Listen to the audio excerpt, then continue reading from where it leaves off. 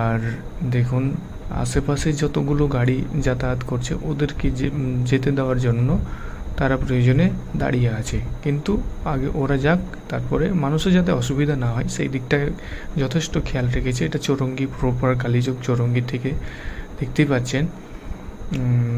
মানে এই যে এইটা টার্নিং, তো মানে এদিক থেকে ওই দিকেও যাওয়া যায়, সব দিক যাওয়া যায়, যার জন্য এই জায়গাটা একটু ব্যস্ততা বেশি।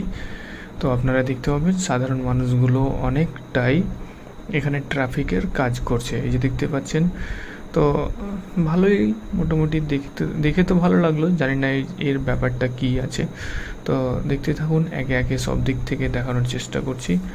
তো বাচ্চা থেকে বুড়ো সবাই কিন্তু এটা নিয়ে আজকে ব্যস্ত, সেই পুরো প্রপার কালীচকের মধ্যে। দেখতেই পাচ্ছেন এখানে সব ধরনের ব্যবস্থা করেছে। তারপরে আমরা এখান থেকে আবার একটু